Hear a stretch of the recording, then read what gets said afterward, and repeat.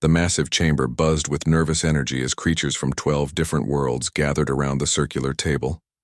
The air hummed with translation devices working overtime to convert clicks, whistles, harmonics, and light patterns into words everyone could understand. Ambassador Zektar of the Vorthan Empire stood at the center, his 4 yellow eyes scanning the room with obvious displeasure. "Fellow council members," Zektar announced, his voice sharp and commanding, "we have a problem. A new species has discovered faster-than-light travel. They want to join our peaceful council." The other aliens shifted in their seats. Some made worried sounds. Others flashed warning colors. The insectoid delegate from Chiron Prime clicked his mandibles together rapidly, a sign of extreme agitation. "They call themselves humans," Zektar continued, "and they claim to represent a world called Earth. But here is what troubles me most. They insist on showing us their military before we consider their application for membership." A collective gasp filled the chamber. The crystalline delegate from Zerath pulsed with shocked light patterns. "Military. But we specifically told them this was a peaceful meeting." "That's exactly what I told them," Zektar replied, his eye stalk swiveling with annoyance. "I explained that the Galactic Council has maintained peace for over 3,000 cycles. I told them that war was a primitive concept that civilized species had abandoned long ago." The Tritonian representative, his blue-green skin rippling with concern, spoke up. "What did they say to that?" "They said they understood completely," Zektar answered. "Then they said they still wanted to show us their army. They claimed it was part of their culture, and that we would need to see it to understand who they really are." The chamber erupted in confused chatter. The delegate from Proxima Beta made a series of high-pitched sounds that roughly translated to bewilderment. The representative from the gas giant Typhon's moon released a cloud of orange vapor that meant deep concern in their species. "Silence," Zektar commanded, and the room quickly quieted. "They are waiting outside. I have agreed to let them present their case, but I want everyone to understand that this is highly irregular. No species in Council history has ever requested membership while simultaneously displaying weapons of war." The great doors at the far end of the chamber slowly opened. 3 figures walked in, and the aliens immediately noticed how different these humans looked from any species they had encountered before. They walked upright on 2 legs, had hair growing from their heads, and wore simple blue uniforms that looked almost primitive compared to the elaborate garments of the other delegates. The human in front was tall and broad-shouldered, with short, brown hair and calm brown eyes. He moved with confidence but not arrogance. Behind him walked a woman with black hair pulled back tightly and dark eyes that seemed to take in everything around her. The third human was shorter and stockier, with blonde hair and blue eyes that held a hint of amusement despite the serious situation. "Honored council members," the lead human said, his voice clear and steady. "I am Captain Jake Morrison of the United Earth Defense Force. This is Lieutenant Amy Rodriguez and Sergeant Pete Collins. We come in peace, representing all of humanity, several." Aliens made sounds of surprise. The concept of a defense force was foreign to most of them, as their species had evolved beyond the need for such organizations millennia ago. "We seek trade relationships, cultural exchange, and friendship with all species represented here," Jake continued. "We understand that your protocols require a demonstration of our military capabilities before considering new members. We are prepared to provide that demonstration." The Chiron delegate's mandibles clicked rapidly. "Military capabilities? You 3 look barely capable of defending yourselves, let alone representing an entire species' combat readiness." Amy stepped forward slightly.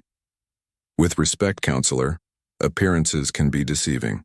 Humans have learned that survival often depends on being underestimated." Ambassador Velnara of the Zerathi leaned forward, her crystal body refracting the chamber's light into rainbow patterns. "We find it curious that your species feels the need to maintain military forces. Our records show that you achieved faster than light travel only recently. Most species abandon warfare long before reaching such technological heights." "That's an interesting perspective," Pete said, speaking for the first time. His tone was respectful, but carried an undercurrent of something the aliens couldn't quite identify. On Earth, we've found that the two often go hand in hand. Explain, demanded Zektar, his 4 eyes focusing intently on the humans. Jake activated a small device he carried, and a holographic display appeared in the air above the council table. Numbers and images filled the space, showing statistics and data that made several aliens gasp in shock. What you're seeing, Jake explained, represents humanity's current military readiness. These numbers reflect our active duty personnel, reserve forces, and support structures. The Tritonian delegate's gills fluttered rapidly as he processed the information. These figures cannot be accurate. You're claiming to maintain standing, armies numbering in the millions? That's correct, Amy confirmed, and that's just our active forces. In times of crisis, we can mobilize additional personnel from civilian populations who have received military training. Impossible, declared the representative from Andromeda 7, his tentacles writhing with disbelief. No species could economically support such massive military expenditures while still developing space travel technology. Jake's expression remained calm. Counselors, I think there might be a fundamental misunderstanding here. When we say we want to show you our army, we're not just talking about soldiers and weapons. We're talking about how humanity approaches the concept of defense and protection. The holographic display shifted, showing images of human cities, industrial complexes, and training facilities. The scale of it all was staggering to the alien observers. By the void, whispered the delegate from Centauri Prime, your entire civilization appears to be militarized. Not militarized, Pete corrected with a slight smile. Prepared, there's a big difference. Velnara's crystal form dimmed with confusion. We do not understand this distinction. If you maintain such vast military forces, who are you preparing to fight? The 3 humans exchanged glances and Jake's expression grew more serious.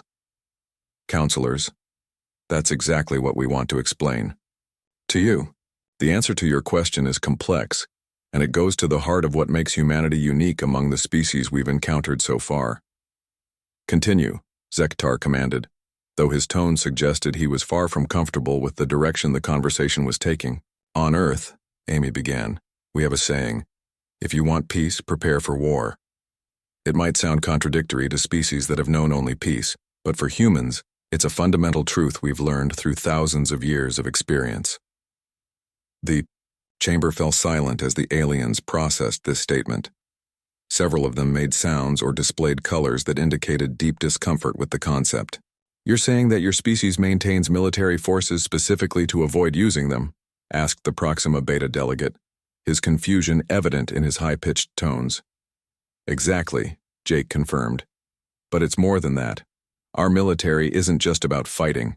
It's about disaster relief, humanitarian aid, exploration and protection of those who cannot protect themselves.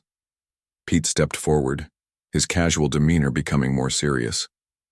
Counselors, with all due respect, you've been at peace for so long that you might have forgotten what peace really costs. Someone has to be willing to stand guard while others sleep safely. Someone has to be ready to face danger so that civilization can flourish. The holographic display continued to show images of human military operations, but now the aliens could see that many of them involved rescue operations, disaster relief efforts, and peacekeeping missions rather than combat. What you're seeing, Jake explained, is what we call our army. It's not just about war. It's about service, sacrifice, and the willingness to put others' safety before your own. That's what we want to share with the galaxy. The council members looked at each other with uncertainty. They had expected a simple demonstration of weapons technology. Instead, they were being presented with something far more complex and potentially disturbing. The humans weren't just showing them an army. They were showing them an entirely different way of thinking about security, responsibility, and the price of peace. The council chamber fell into an uncomfortable silence as the holographic display continued showing human, military statistics. The numbers were so large that several translation devices struggled to convert them into terms the alien delegates could understand. Ambassador Zektar's 4 eyes blinked rapidly as he tried to process what he was seeing. Captain Morrison, Zektar said slowly, These figures you're showing us suggest that your species maintains multiple separate armies. How is this possible without constant warfare? Jake nodded to Amy, who stepped forward to explain. Counselors, what you're seeing represents different branches of our military and different nations on Earth. We have armies, navies, air forces, and space forces. Each serves a specific purpose. Multiple nations? The crystalline delegate from Zerath pulsed with confused light patterns. You mean your species is not unified under a single government? That's correct, Amy replied. Earth has nearly 200 independent nations, each with their own military forces. Many of these nations are allies who train and work together regularly. The insectoid delegate from Chiron Prime made a series of rapid clicking sounds that roughly translated to extreme bewilderment. You maintain separate armies that could potentially fight each other? Some of our greatest former enemies are now our closest allies, Pete said with a slight grin. We've learned that today's enemy can become tomorrow's friend, if you're willing to work at it. Suddenly, the holographic display flickered and expanded as a new image appeared. A woman in a military uniform with numerous ribbons and medals materialized in the center of the chamber. Several aliens recoiled in surprise at the sudden appearance. Counselors, the woman said in a clear, authoritative voice. I am General Lisa Carter, speaking to you from Earth's Global Defense Command Center. Captain Morrison requested that I provide additional context for your questions. Zektar's eye stalks swiveled nervously. General Carter, we are trying to understand how your species can maintain such massive military forces without destroying yourselves. That's an excellent question, General Carter replied. The answer lies in understanding that our military serves multiple purposes beyond warfare.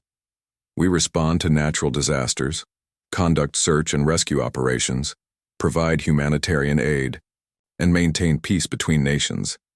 The display shifted to show images of human soldiers distributing food and water to disaster victims, rescuing people from collapsed buildings, and helping to rebuild communities after earthquakes and floods. Your soldiers do relief work? Asked the Tritonian delegate, his gills fluttering with surprise. Every day, General Carter confirmed. In fact, most of our military personnel spend more time helping people than fighting. We call it winning hearts and minds rather than winning battles. The delegate from Proxima Beta made a series of high-pitched sounds that indicated confusion. But why would you need so many soldiers for such work? Surely civilian organizations could handle these tasks more efficiently. Lieutenant Rodriguez stepped forward. Counselors, civilian organizations often can't reach people in dangerous situations. Our military has the training, equipment, and discipline needed to operate in hostile environments where others cannot go. Hostile environments? Velnara's crystal form dimmed with concern. Are you referring to war zones? Sometimes, Jake admitted. But also areas hit by natural disasters, regions affected by disease outbreaks, or places that are simply too remote or dangerous for civilian aid workers to reach safely. The holographic display changed again, showing production facilities, training centers, and research installations. The scale of human military infrastructure was staggering to the alien observers. By the void, whispered the delegate from Centauri Prime. Your entire industrial base appears to be connected to military production. General Carter nodded. Our defense industry employs millions of people and drives much of our technological advancement. Many of the innovations that allowed us to reach the stars came from military research programs. This is economically impossible, declared the representative from Andromeda 7, his tentacles writhing with agitation.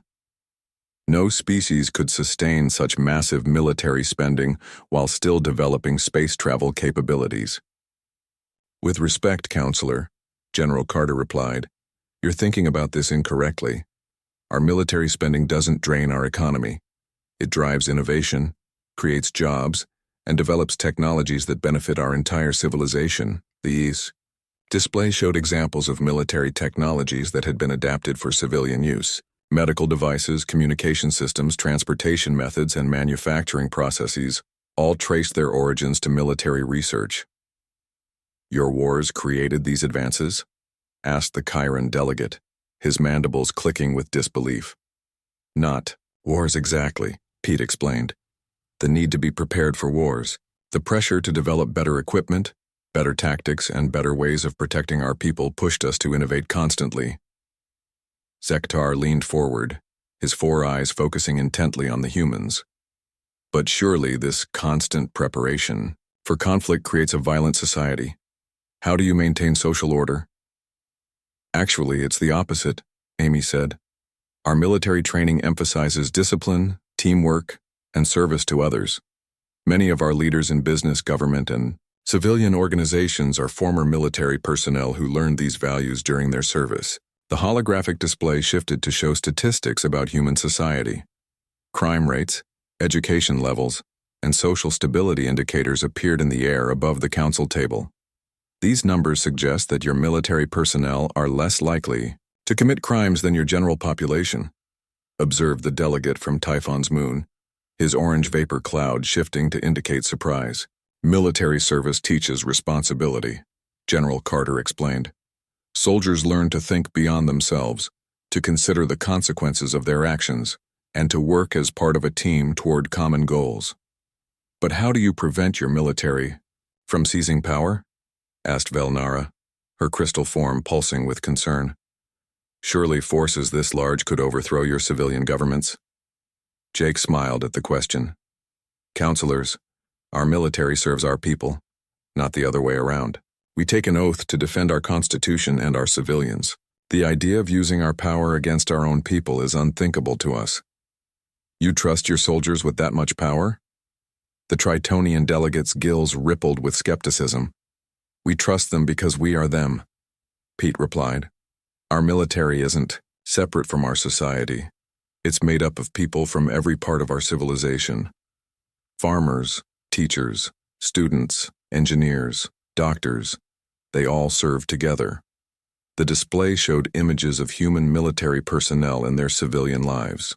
Teachers who served as weekend soldiers, doctors who deployed to disaster zones, engineers who designed both military and civilian technologies. Your entire population participates in military service? Asked the representative from Proxima Beta. Not everyone serves in the military, Amy clarified, but most people have family members or friends who do. Military service is seen as an honor and a duty, not a burden. General Carter's image flickered as she leaned forward. Counselors, I think there's something important you need to understand about humanity. We don't maintain large military forces because we love war. We maintain them because we love peace. That makes no sense, declared the Andromeda 7 delegate. Think about it this way, Jake said. A strong military prevents wars from starting. When potential enemies know that attacking us would be costly and difficult, they choose negotiation instead of conflict.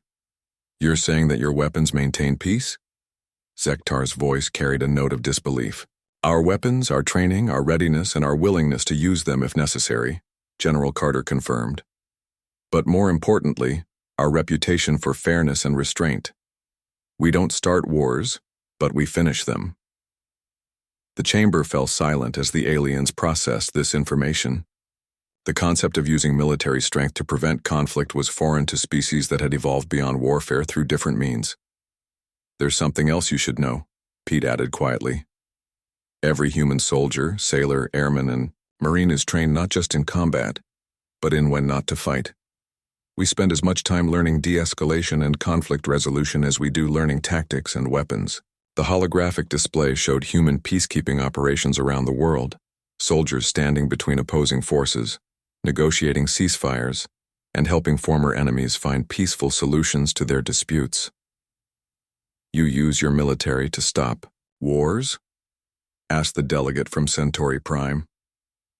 We use our military to create conditions where peace is possible, Amy replied. Sometimes that means fighting, but more often it means being strong enough that fighting becomes unnecessary.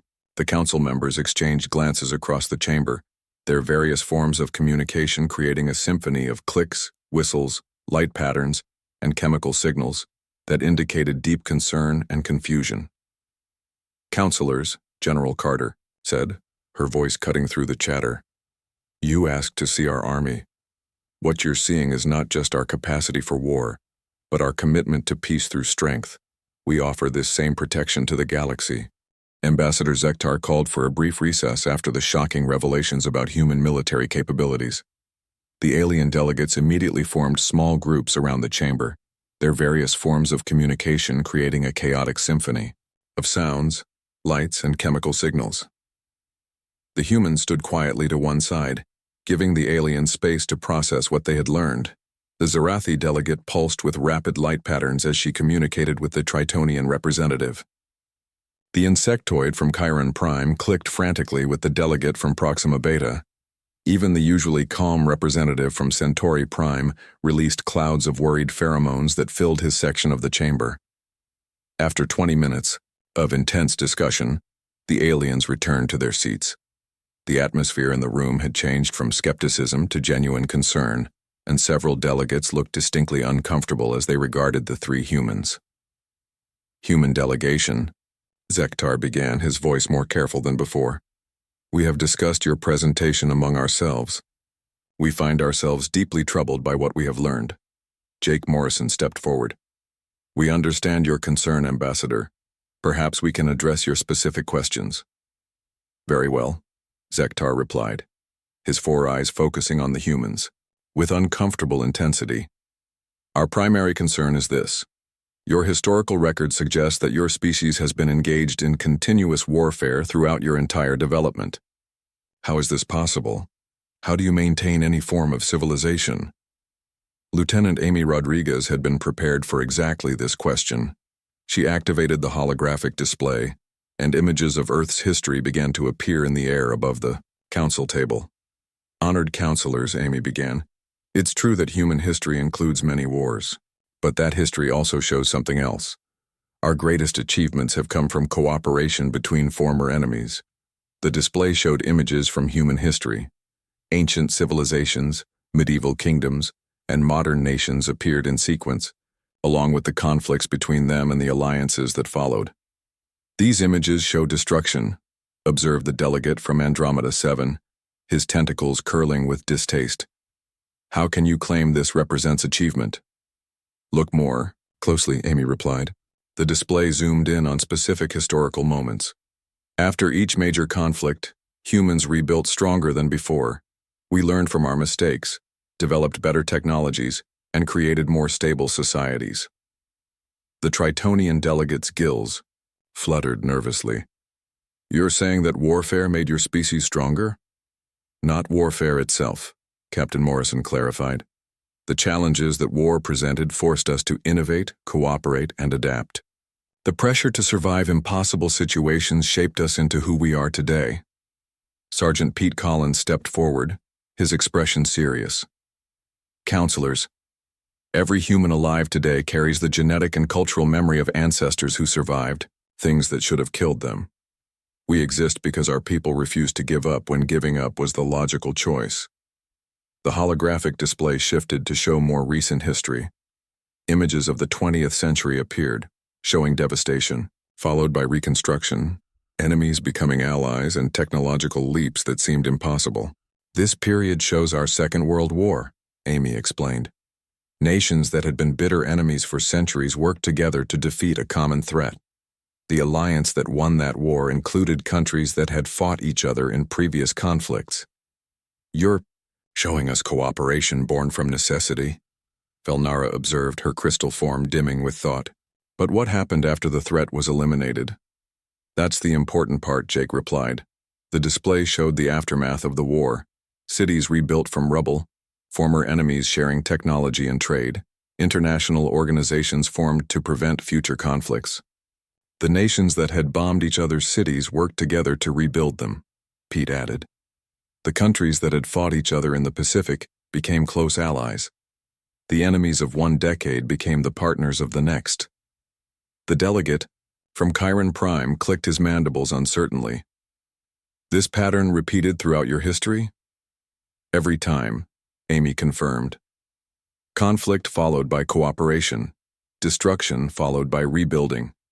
Each cycle made us stronger and more unified, as a species. The display continued showing human progress through the centuries. The development of medicine, technology, and space travel, much of it driven by the need to overcome challenges that had initially seemed impossible. Your space program, the BAO, representative from Proxima Beta noted with surprise, was created by nations that had been enemies during your wars. Former enemies sharing knowledge and resources, Jake agreed. The rockets that took us to our moon were built by scientists from different countries who had been on opposite sides of major conflicts just decades earlier. General Carter's image appeared again in the holographic display. Counselors, what the captain is showing you represents something fundamental about human nature. We don't just survive conflicts, we transform them into opportunities for growth. But how?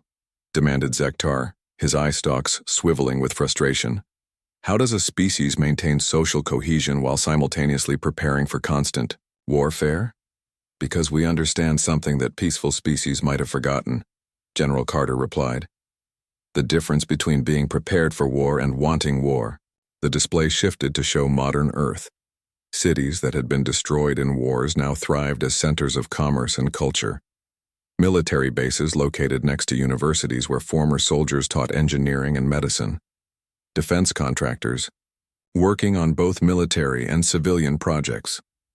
What you're seeing, Pete explained, is a civilization that has learned to turn the skills of war into the tools of peace. Our veterans become teachers, engineers, doctors, and leaders. Our military research develops technologies that improve civilian life. Your entire society benefits from military preparation?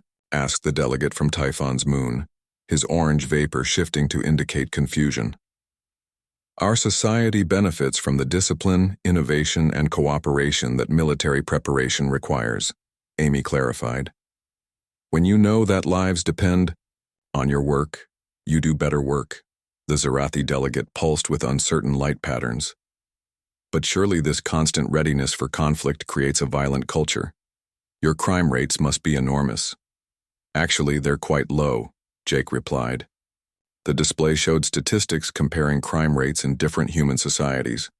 Communities with high military participation tend to have lower crime rates, not higher ones.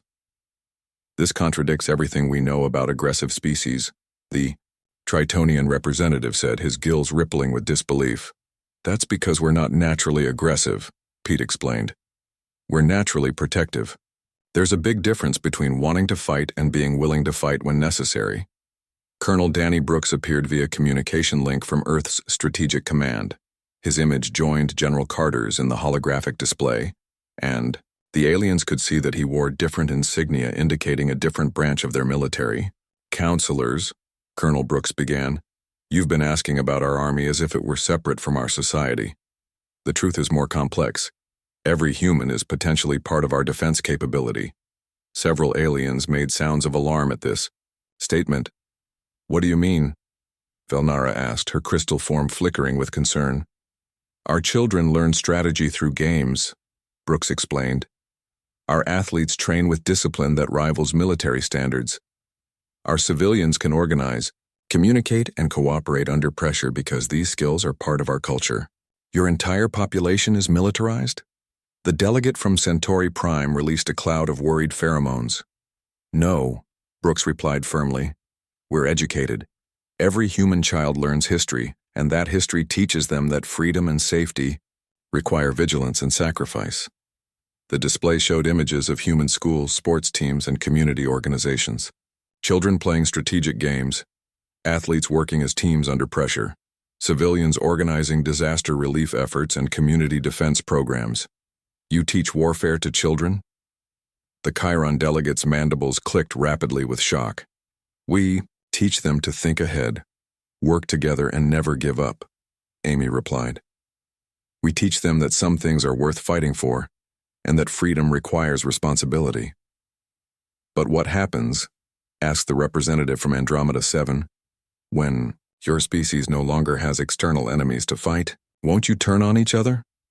The three humans exchanged glances, and Jake's expression grew thoughtful. Counselors, that's exactly why we're here. We've reached the point where our greatest challenges require cooperation on a scale we've never attempted before. The exploration of space, the colonization of new worlds, the search for other intelligent life, Pete added. These goals are so large that they require all of humanity working together. And now, Amy concluded, We want to work with other species toward even greater goals. We've learned that former enemies can become the strongest allies. We hope to prove that to you." The chamber fell silent as the aliens absorbed this information. The humans weren't just showing them military capability. After 2 more hours of intense questioning and discussion, the Galactic Council reached a decision that surprised everyone in the chamber. Ambassador Zektar stood up, his 4 eyes fixed on the human delegation with an expression that was difficult to read. "Captain Morrison," Zektar announced, "your presentation has been informative, but we require proof of your claims. Words and statistics can be misleading. We demand a practical demonstration of human military capabilities." Jake Morrison nodded calmly. "We understand your position, Ambassador. What kind of demonstration did you have in mind?" The crystalline delegate from Zerath pulsed with determined light patterns. "We have arranged a simulation exercise on the neutral world of Kethmoran. Your forces will face a scenario designed to test military effectiveness under realistic conditions." "What are the parameters of this test?" Lieutenant Amy Rodriguez asked. The insectoid delegate from Chiron Prime clicked his mandibles together. "You will command a force of 50 human soldiers against overwhelming odds. The simulation will pit you against 1,000 combat units representing various Council species technologies." Sergeant Pete Collins raised an eyebrow. 50 against 1,000? Those are interesting odds. "The test is designed to be challenging, but fair," explained the Tritonian representative, his gills fluttering with what might have been concern. "Your opponents will be simulated forces based on our most advanced military technologies from before we achieved peaceful civilization." "We accept," Jake said without hesitation.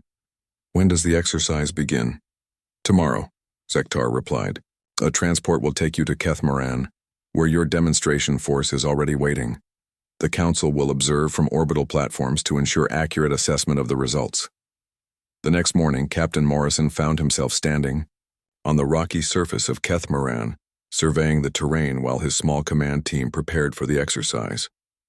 The planet was barren and mountainous, with deep valleys and narrow passes that created natural choke points and defensive positions. Commander Sarah Phillips, a tactical specialist who had arrived with the demonstration force, approached with a datapad in her hand.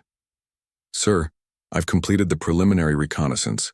The terrain offers several advantages if we use it correctly." "What's our opposition looking like?" Jake asked, studying the tactical display on Sarah's device. 1,000 simulated units, she replied. The bulk of them are Vorthan battle drones, supported by Zerathi energy weapon platforms and Chiron tactical coordination units. They're programmed with standard military doctrine from each species. Pete Collins jogged up to join them, slightly out of breath from positioning the troops. "All teams are in position, Captain. The men are ready, but I have to say they're looking forward to this. It's been a while since we had a good challenge." Jake smiled at Pete's enthusiasm. "Remember, this isn't just about winning. We're representing all of humanity here. Every move we make will be analyzed by species that have never seen humans fight." High above the planet, the Galactic Council delegates watched from their observation ships. The viewing chamber buzzed with nervous energy as the aliens prepared to witness human military doctrine in action for the first time. "The exercise parameters are loaded," announced the Vorthan military analyst. 1,000 units against 50 humans. The simulation should last approximately 30 minutes based on standard tactical projections. Ambassador Velnara's crystal form pulsed with uncertain light. 30 minutes seems optimistic. Most species would be overwhelmed in half that time. The humans specifically requested live ammunition simulation, added the delegate from Proxima. Beta. They claim their soldiers perform better under realistic conditions. On the planet's surface, Jake received the signal that the exercise would begin in 60 seconds. He activated his communication system and spoke to his dispersed forces. "All units, this is Morrison. Remember your training, trust your teammates, and adapt to the situation. Show them what humans can do. Exercise begins in 10 seconds. The countdown reached 0, and 1,000 simulated enemy units began advancing across the terrain toward the human positions. The Vorthan battle drones moved in precise formations, while Zarathi energy platforms provided covering fire, and Chiron coordination units directed the assault. In the orbital observation chamber, the aliens watched their tactical displays with growing confusion. The humans have divided into 5 separate groups, the Vorthan analyst reported. This violates basic military doctrine. They should concentrate their forces for maximum effectiveness. Each group is moving in a different direction, added the Tritonian observer. They appear to be abandoning their defensive positions entirely. On the ground, Sergeant Collins led one team in a rapid flanking maneuver around a rocky outcrop. The simulated enemy drones had been programmed to expect human forces to hold static defensive positions, but Collins and his soldiers were already behind the first wave of attackers. Team 2 in position, Collins reported over the radio, beginning assault on the eastern flank. Simultaneously, Commander Phillips was leading her group through a narrow valley that the enemy tactical systems had dismissed as impassable for military units. Her soldiers moved silently through the rough terrain, approaching the enemy command position from an unexpected angle. The human movements make no tactical sense, the Chiron delegate clicked frantically. They're exposed, outnumbered, and operating without centralized command. Wait! The Zarathi observer's crystal form suddenly blazed with alarmed light. Look at the casualty reports. The tactical display showed that human forces were eliminating enemy units at an impossible rate. Private Nancy Green and Corporal E.O. Rick Bailey had taken out an entire drone squadron using coordinated fire from positions the enemy programming couldn't anticipate. How are they doing this? Demanded the delegate from Andromeda 7. The simulation parameters should make this impossible. In Earth's Global Command Center, General Carter watched the exercise with satisfaction. Counselors, what you're seeing is standard small unit tactics. Our soldiers are trained to think independently while working as a team. But they're completely surrounded, protested the representative from Centauri Prime. They should be requesting withdrawal or reinforcement. Humans don't think like that. Pete Collins's voice came through the communication system as he coordinated an assault on a Zarathi energy platform. When we're surrounded, we know exactly where our enemies are. The exercise continued with results that shocked the alien observers. Human teams appeared and disappeared across the battlefield like ghosts, striking enemy formations from unexpected directions and melting away before counterattacks could be organized. They're not following any known tactical doctrine, the Vorthan analyst reported, his voice filled with disbelief. These maneuvers are completely unpredictable. That's because they're not fighting like soldiers, observed the Tritonian military expert. They're fighting like hunters. Commander Phillips's voice crackled through the radio as her team eliminated the enemy command center. Objective secured.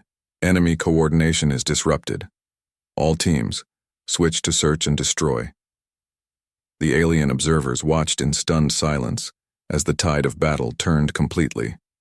The simulated enemy forces, designed to overwhelm through superior numbers and coordinated tactics, found themselves facing an opponent that refused to fight by any rules they understood. 6 minutes, reported the Vorthan analyst, his voice barely above a whisper. The exercise has been running for 6 minutes. Impossible, declared the Chiron delegate. Check the simulation parameters. There must be an error in the programming. But there was no error. On the ground, the last enemy units were being systematically eliminated by human forces that had taken minimal casualties. Jake Morrison's voice came through the communication. System, calm, and professional. All enemy units neutralized. Human casualties, 3 wounded, none killed. Exercise complete. The observation chamber fell into absolute silence. Every alien delegate stared at their tactical displays, trying to process what they had just witnessed. 50 humans defeated 1,000 simulated enemy units in 6 minutes, the Proxima Beta representative said slowly, as if speaking the words might make them more believable. With minimal casualties, added the delegate from Typhon's moon, his orange vapor cloud shifting to indicate extreme shock. Ambassador Zektar's 4 eyes blinked rapidly as he struggled to comprehend the results. How is this possible? The simulation. was designed by our best military analysts using combat data from our most advanced historical periods. General Carter's image appeared on the communication link from Earth. Counselors, you designed your simulation based on traditional military thinking. Humans abandoned traditional military thinking thousands of years ago.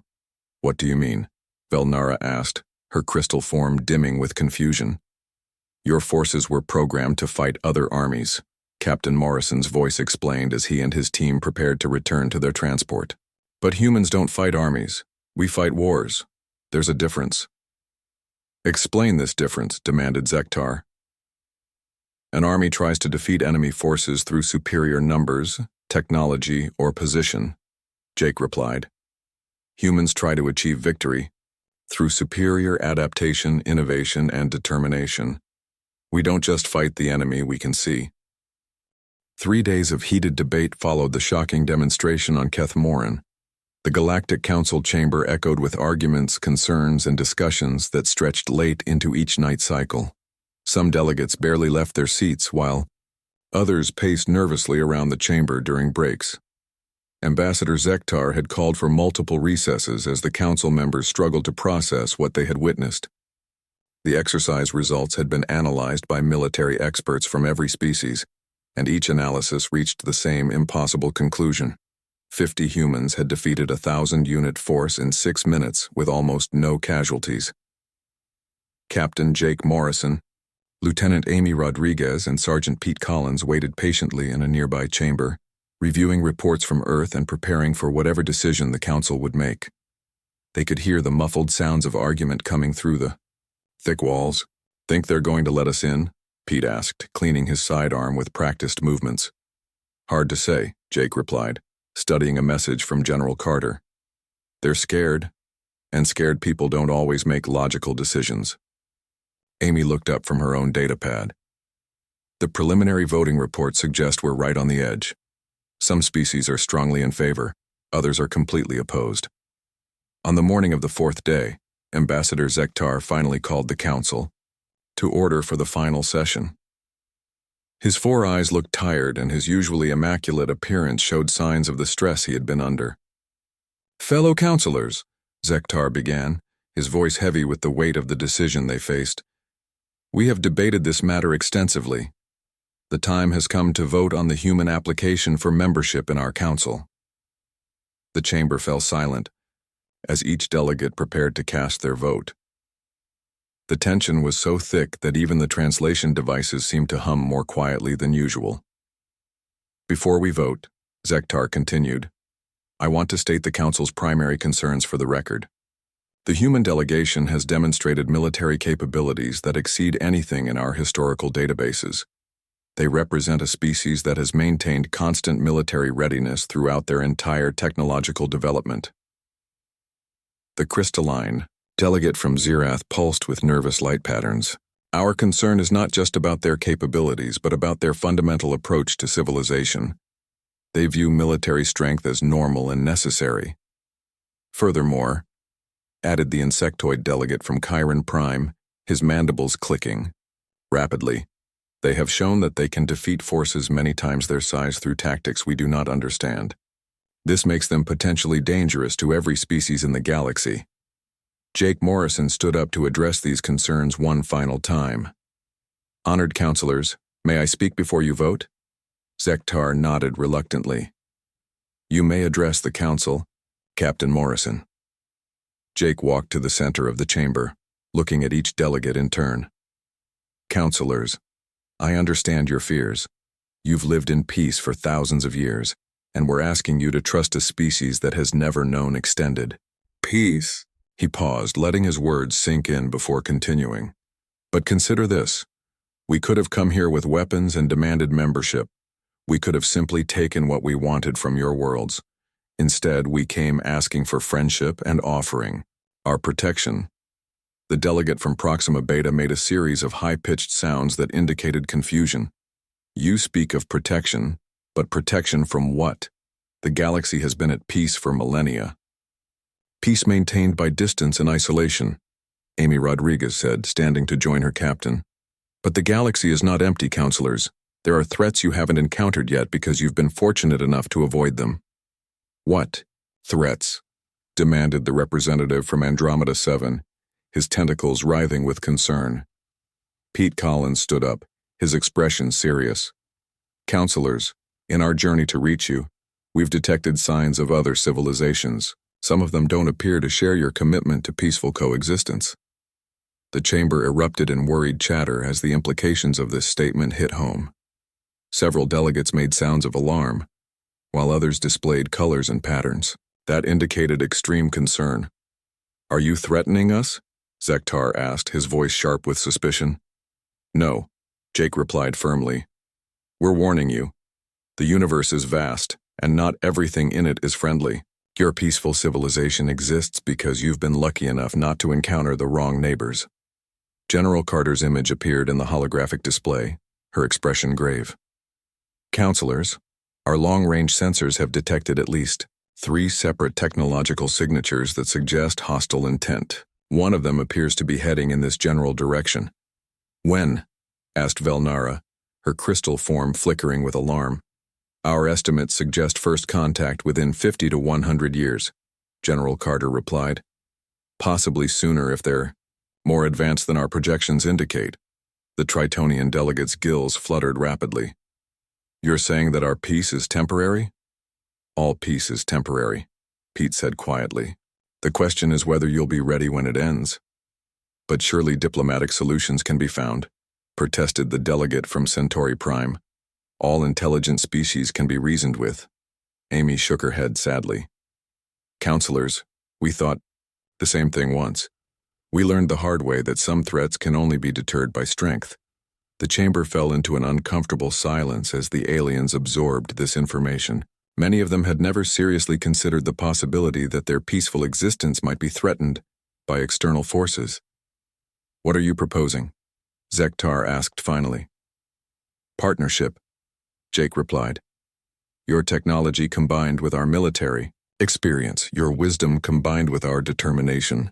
Together we can ensure that peace continues not because of luck, but because we're strong enough to defend it. You want us to militarize our civilizations? The Zerathi delegate's light patterns showed horror at the thought. We want you to survive, Pete answered bluntly. How you choose to do that is up to you, but we're offering to help. Colonel Danny Brooks appeared alongside General Carter in the holographic display. Counselors, we're not asking you to become warriors. We're asking you to let us stand guard while you continue being scientists, artists, philosophers, and peacekeepers. You would fight for us? Asked the delegate from Typhon's moon, his orange vapor shifting to indicate surprise. We would fight. With you, Jake corrected. As allies, partners, and friends, that's what humans do. We protect those who cannot protect themselves. The council voted that afternoon. The process took hours as each delegate carefully considered their decision. When the final tally was announced, the chamber held its breath. 7 votes in favor of human membership, Zektar announced. 5 votes opposed. The motion passes by the narrowest possible margin. Several delegates released sounds or signals of relief, while others showed signs of continued concern. However, Zektar continued. The council establishes a probationary period of 50 cycles. During this time, human military actions will be subject to council oversight and approval. Jake nodded solemnly. We accept those terms, Ambassador. We understand your caution. There is one more condition, added the Tritonian delegate. Human forces will be stationed at our border regions to monitor for the threats you have described. If these threats prove to be real, the Council will reconsider the restrictions on human military independence. And if the threats prove to be exaggerated, asked the Chiron representative, then humanity will have proven their good faith, Velnara replied, her crystal form pulsing with determined light. And we will have gained valuable allies who chose cooperation over conquest. As the session ended and the delegates began to disperse, the Zerathi ambassador approached the human delegation privately. Captain Morrison, she said, her voice thoughtful, I voted in favor of your membership, but I must ask, what happens when your species no longer has external enemies to fight? What happens when the galaxy is truly at peace? Jake smiled. an expression that somehow conveyed both warmth and determination, despite the aliens' inability to fully understand human facial expressions. Then we'll find new frontiers to explore, new challenges to overcome, and new ways to protect the peace we've built together. He paused, looking out through the chamber's vast windows at the stars beyond. Ambassador, humans have learned something that many species never discover. The greatest victory isn't defeating your enemies. It's turning them into friends. The holographic displays faded, leaving the chamber in ordinary light. Humanity had joined the Galactic Council, but everyone present understood that this was just the beginning. The galaxy had gained its first permanent guardians, and time would tell whether that protection would be needed. In the depths of space, automated sensors continued their patient watch, recording signals from distant civilizations that had not yet learned the value of peace. The universe was vast and full of wonders, but it was also full of dangers. Humanity had come to the stars carrying both the tools of war and the dreams of peace. Now they would discover which one the galaxy needed more.